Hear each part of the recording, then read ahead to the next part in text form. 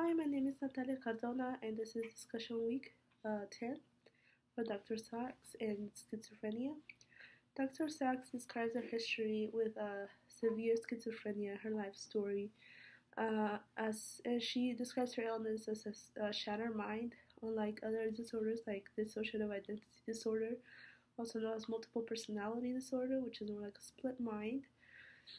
She talks about several psychotic episodes that she had when she was a young woman in law school.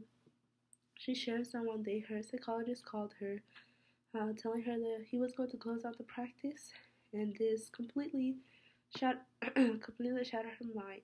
And she went to a psychotic episode that it was so bad that it lasted about a week. She barely had any food. Her friend was very concerned and came down to stay with her.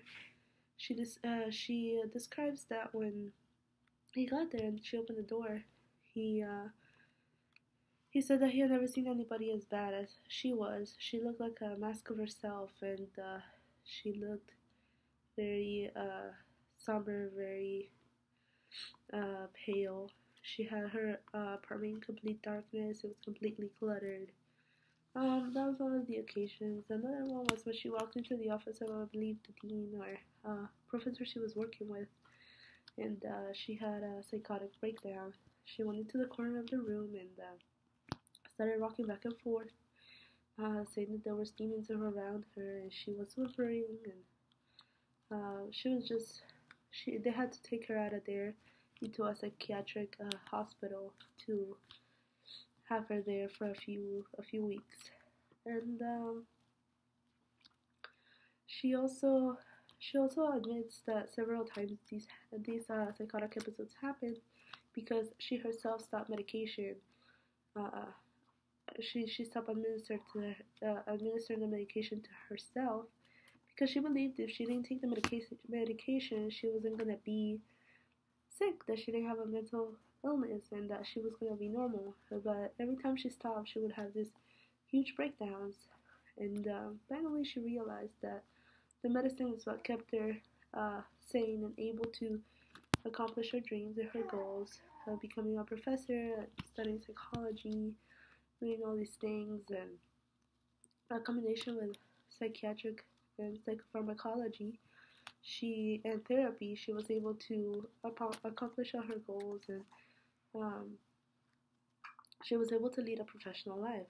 Also, her husband was her helping hand in all of this. He always supported her and made sure that she takes her medicine, and he's there for her. This also says a lot about mental illness patients, that they're not always like people portray them in Hollywood movies, that they're crazy, that they can live life as anybody else with the appropriate care and help that they deserve.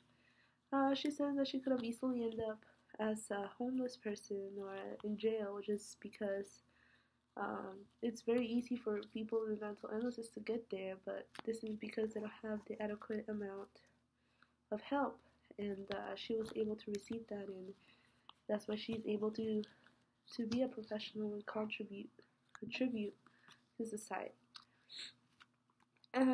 She was also asked in her book if there was a pill that would instantly cure her, would she take it? And she said she would, because she, as anybody else, just wants to be a part of society and be normal, but that at the same time she lives with her illness and she continues with medication and therapy, and she lives like this just fine.